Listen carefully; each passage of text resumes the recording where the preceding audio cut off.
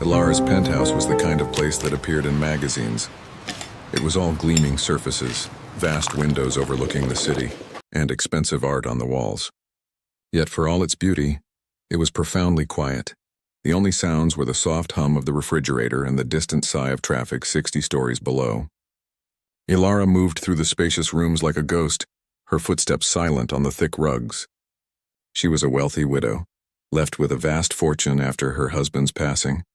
He had been a powerful man, always busy, and their life together had been more of a business arrangement than a romance. Now his absence was a different kind of silence. Her only child, her daughter Chloe, was a successful businesswoman herself. She visited often, her arrivals filled with energy and the rustle of designer handbags, but her visits were like sudden, beautiful storms that would eventually pass, leaving the quiet behind feeling even deeper once she was gone. Chloe would talk about stocks and mergers, things Ilara never really cared about, and then she would leave again telling her mother to enjoy her peace and quiet. But Ilara was not enjoying it. She was drowning in it. The loneliness was a physical weight on her chest, especially in the evenings when the city lights began to twinkle like distant stars, each one seeming to represent a life far more connected than her own.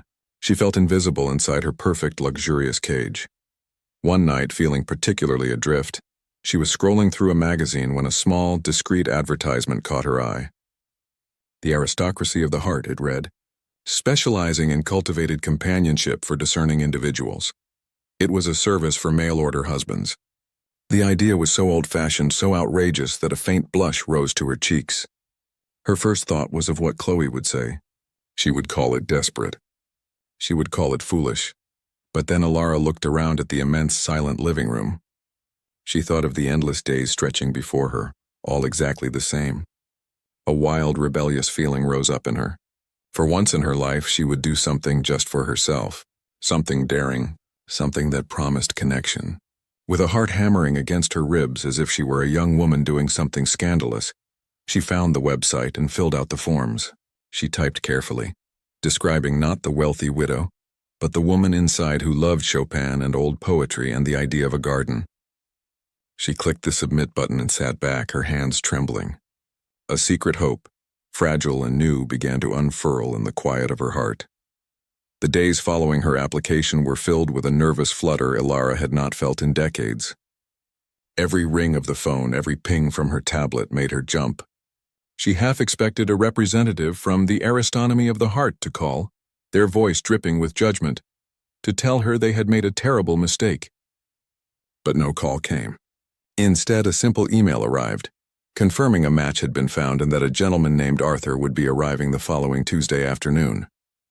The message was so matter-of-fact it made the entire surreal situation feel real. Panic briefly seized her.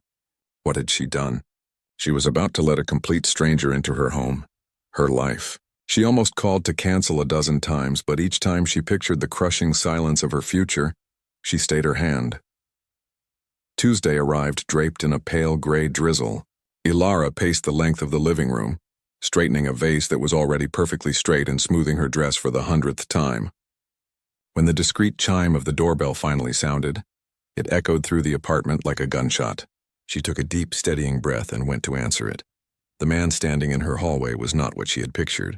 She had unconsciously imagined someone like her late husband, a man in a sharp suit with a calculating gaze. This man was different. He was tall and solidly built, with a kind, weathered face and a thick head of silver hair. His eyes, a warm hazel, held a gentle curiosity as they met hers.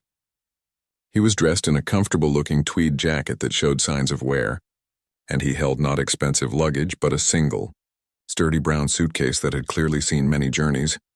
In his other hand, he held a small terracotta pot. Inside it grew a vibrant green plant, its needles releasing a fresh, pungent scent into the air. "Ilara?" he asked, his voice a soft, reassuring rumble. "I'm Arthur. It's a genuine pleasure to meet you."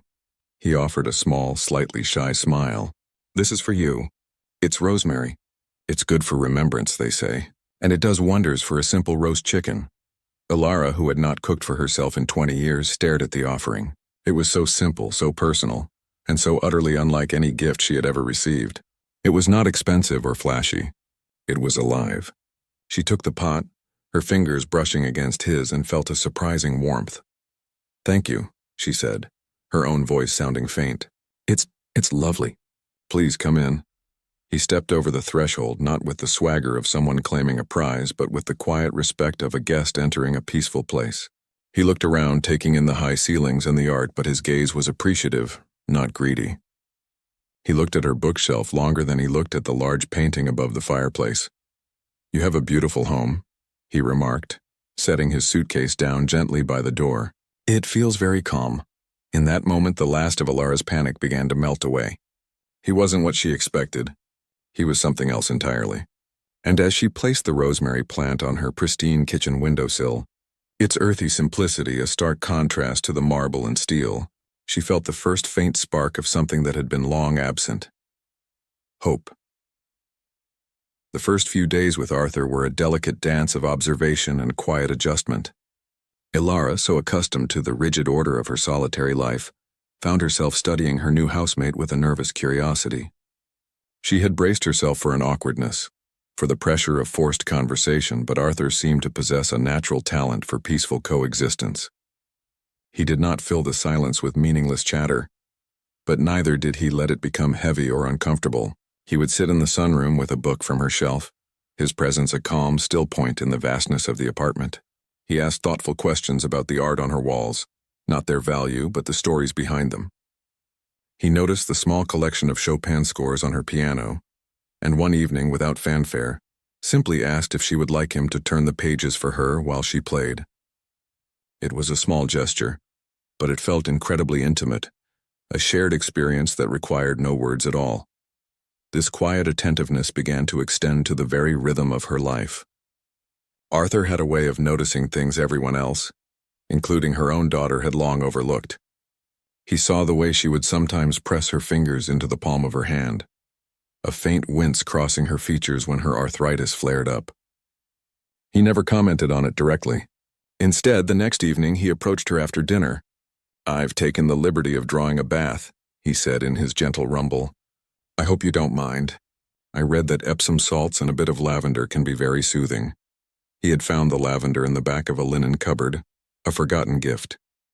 Stunned, Alara had gone to her bathroom to find the tub steaming invitingly, the air filled with a calming herbal scent. It was the first time in years anyone had taken care of her. As she sank into the warm water, she felt a hard, frozen knot deep within her begin, ever so slowly, to thaw. Arthur's kindness was not performative. It was practical and woven into the fabric of their days. He discovered a beautiful, long-neglected planter box on the main balcony, filled with nothing but hard-packed dirt from years of neglect. "There's good sun here," he remarked one morning. "It seems a shame to waste it." On his next trip out to explore the neighborhood, he returned not with extravagant flowers, but with small packets of seeds and a few sturdy gardening tools. He spent an afternoon patiently breaking up the soil, his movements slow and deliberate. Alara found herself pulling up a chair to watch him work, the simple act of planting something, nurturing it, feeling like a quiet miracle. He was quite literally helping something new grow right outside her window. Then came the smell of bread. It started one afternoon, a warm, yeasty, utterly comforting aroma that drifted through the sterile air of the kitchen. Alara followed the scent to find Arthur, a dusting of flour on his tweed jacket, carefully kneading a pale mound of dough on her marble countertop. He looked up, a slightly sheepish expression on his face. "I hope you don't mind the mess," he said. "I haven't done this in years, but I thought it might be nice to try."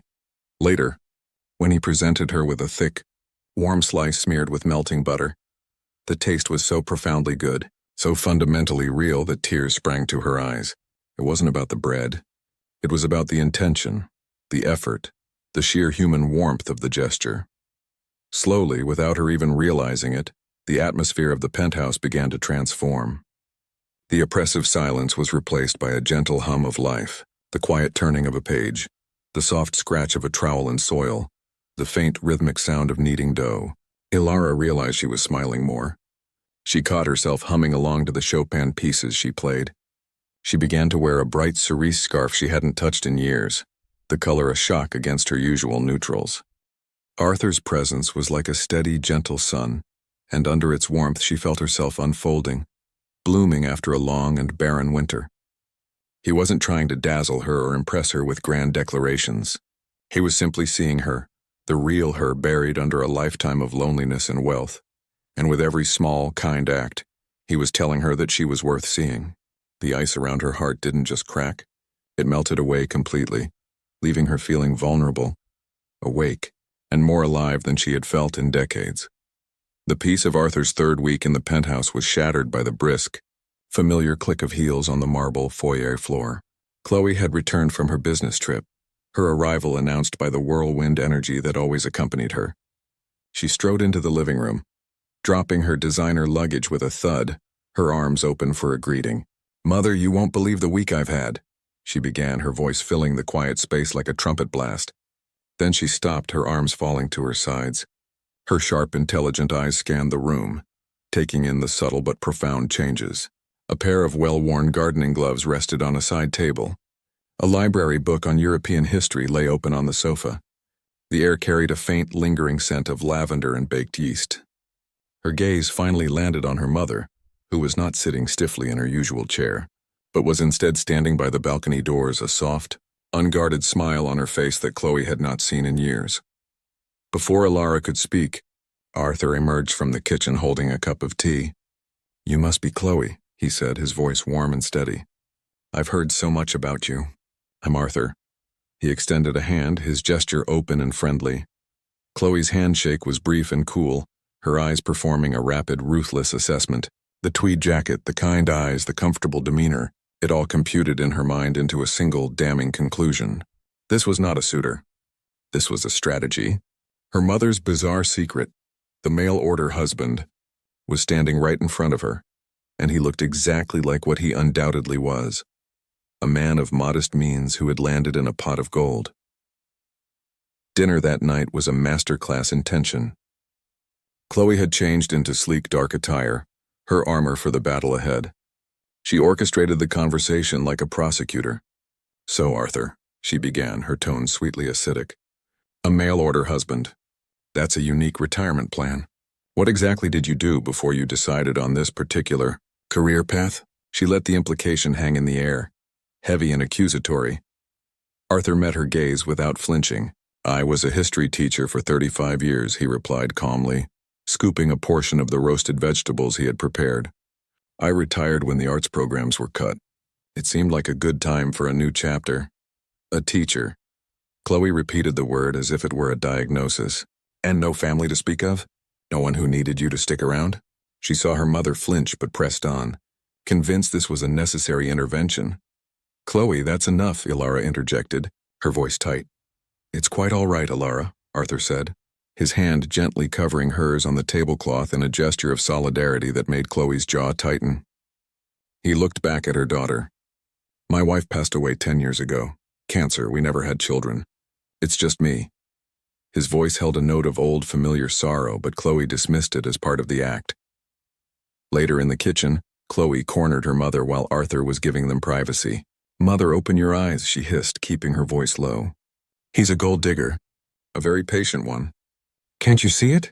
He's playing the long game, being all kind and handy, so you let your guard down. Next, he'll be suggesting changes to your will, or asking to be put on the bank accounts. He's after your money." It's so obvious. Alara's face was a mask of hurt and defiance. "He makes me happy, Chloe, truly happy." "Is that so impossible for you to believe? That someone might want me for me and not for all of this?" She gestured around the lavish kitchen. "At his age? With your bank account?" "No, Mother," Chloe said, her voice cold and final. "It's not believable. It's not real. I won't let him do this to you." She turned and left the room, leaving Alara standing alone, the first seeds of doubt, planted by her own daughter's certainty, beginning to take root in her newly thawed heart. The warmth of the evening had vanished, replaced by a chilling frost of suspicion. Chloe's campaign against Arthur shifted from open confrontation to a cold, meticulous investigation. She was a businesswoman, and she dealt in facts, not feelings. Her mother's soft heart, she decided, was a liability that required her protection. The next morning, she made a call to a discreet and expensive private investigation firm. Her instructions were clear and ruthless. She wanted to know everything about Arthur Pembroke. His financial history, his past employment, any debts, any lawsuits, any former spouses she didn't know about. She was certain a man who would answer a mail-order husband ad had a skeleton or a dozen rattling in his closet. She just had to find the right closet door to open. While the investigators did their work, Chloe began her own audit. She started visiting her mother's penthouse more frequently, often unannounced. She would arrive with a laptop and a stack of files, claiming she needed a quiet place to work. But her real purpose was to observe. She watched Arthur like a hawk, searching for any slip, any hint of greed.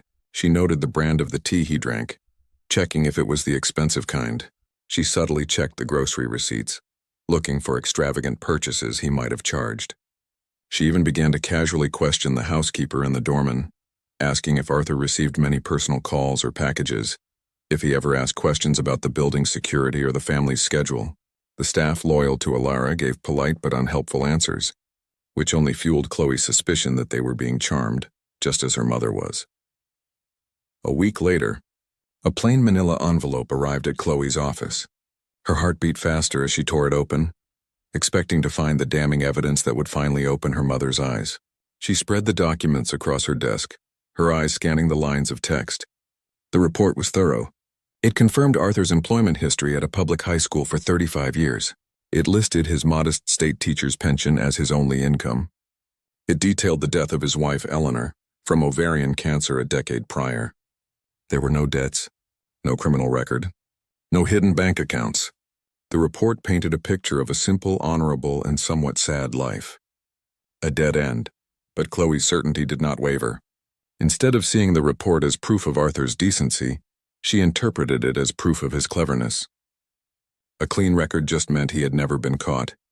It meant he was a master of the long con, a patient man who had waited for the perfect opportunity. His kindness was a weapon. His simplicity was a disguise. Her conviction hardened into something unshakable. She began to argue with her mother more openly, no longer hiding her disdain. The report came back clean, which is exactly what a professional would ensure. She told Ilara one afternoon, her voice sharp. He's a ghost. He's perfect on paper because he needs to be perfect to get what he wants. Can't you see how calculated it all is? Ilara listened, her hands twisting together. The constant drip of Chloe's accusations was eroding her newfound happiness. Where she had once seen kindness, she now sometimes wondered if it was strategy. When Arthur brought her a cup of tea, a small voice, sounding suspiciously like Chloe's, whispered, "Is he just trying to keep me comfortable and compliant?" The seeds of doubt had not only taken root, they were beginning to spar ugly, choking weeds of fear in the garden Arthur had so carefully helped her plant. The warmth he brought into the apartment now felt at times like a fever she couldn't break. The tension in the penthouse reached a breaking point on a quiet Sunday afternoon. The air itself felt thick and heavy, charged with all the unspoken accusations and fears of the past weeks. Ilara was trying to find solace in the small balcony garden Arthur had helped her start, but her movements were hesitant, her joy in the new green shoots overshadowed by a cloud of anxiety. Arthur was nearby, repotting a delicate orchid he had surprised her with, his large hands handling the fragile roots with an infinite tenderness that now, to Ilara's troubled mind, seemed almost too perfect. Chloe arrived without warning, her expression grim and determined. In her hand, she clutched the manila folder from the private investigator, which she now saw not as a testament to innocence, but as a blueprint for deception.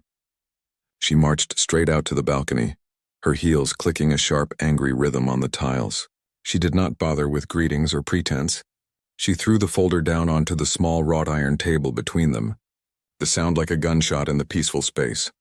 "I know what you're doing," she stated, her voice trembling with a cold, controlled rage. She directed her words at Arthur, who slowly straightened up, wiping a bit of soil from his hands. "I see right through you. You can drop the act, the gentle gardener routine. You're a predator. You're here for her money. Just admit it," Ilara gasped, her hand flying to her mouth. "Chloe, stop this! How dare you!" But Arthur did not look at Chloe. His eyes were fixed on Ilara, and in them she saw not anger or defensiveness, but a profound and heartbreaking sadness. He saw the doubt in her eyes, the fear that Chloe had nurtured so carefully, and it seemed to wound him more deeply than any accusation could. He let out a long, weary sigh, the sound of a man who has carried a heavy weight for a very long time. Without a word, He walked to the small potting bench and picked up his old worn leather wallet. He did not pull out a credit card or a business card. From a faded inner compartment, he carefully extracted a single piece of paper, creased and soft from years of being folded and unfolded. He held it out to Alara. "My wife Eleanor wrote that for me," he said, his voice low and thick with emotion. "She gave it to me a year before she died. I think it's time you read it." With trembling fingers, Alara took the paper. The handwriting was elegant but frail, the lines wavering as if written by a hand that had already begun to lose its strength. She began to read silently. "My dearest Arthur, you have spent your life nurturing young minds and tending my heart. You have so much love still in you. Do not spend the rest of your days in our quiet, empty house. Your heart is too vast a garden to lie fallow. Promise me you will find someone else to tend it, as you have always tended others. You have so much love left to give. Don't be alone, all my love, always, Eleanor." Tears welled in Alara's eyes, blurring the words on the page. This was not an instruction to find a fortune. It was a final, selfless plea from a dying woman for the man she loved to find happiness again. Arthur turned to Chloe, his gaze steady now. "I don't want your mother's money, Chloe. I had a love that was richer than any fortune.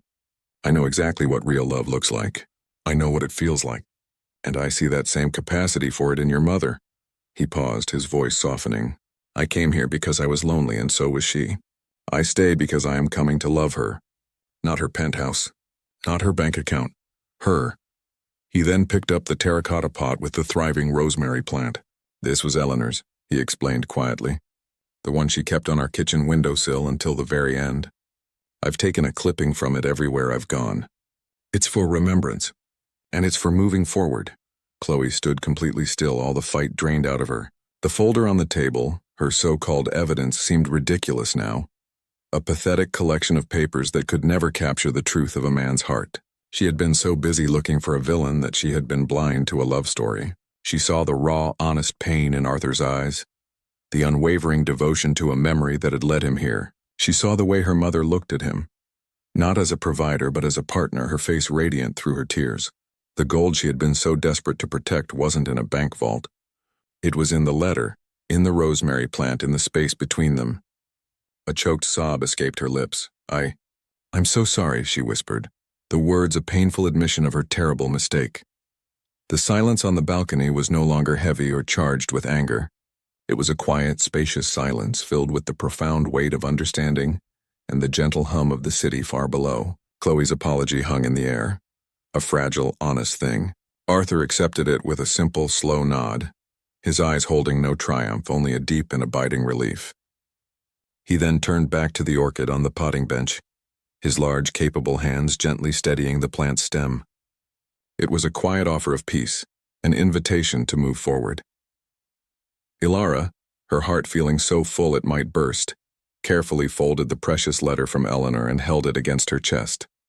She looked from her daughter's ashamed, tear-streaked face to Arthur's patient, kind profile. The last of the icy doubt that Chloe had planted melted away, washed clean by the truth of the letter and the simple goodness of the man standing before her.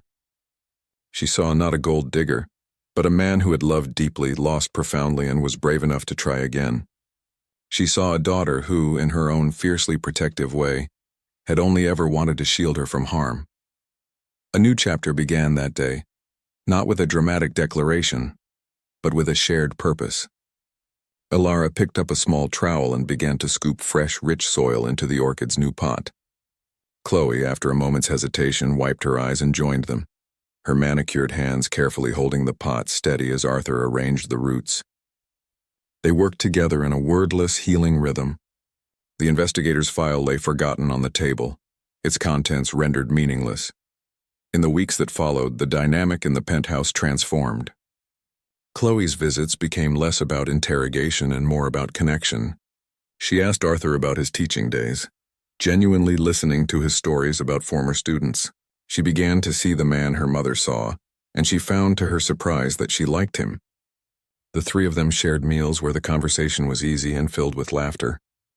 They planned a small trip to a botanical garden, a shared interest they had all discovered. Arthur continued to tend the balcony garden, and it flourished under his care, a vibrant, growing testament to their new beginning. The rosemary plant, Eleanor's rosemary, remained in its place of honor on the kitchen windowsill. Its scent a reminder of a love that had not ended, but had instead made room for more. Arthur had not dug for gold. He had dug a garden, and in it he had planted a new family. He had nurtured the seeds of trust and love, and in doing so, he had helped something beautiful and lasting grow in the heart of a lonely widow and her protective daughter, melting away the past and warming all their futures. The end.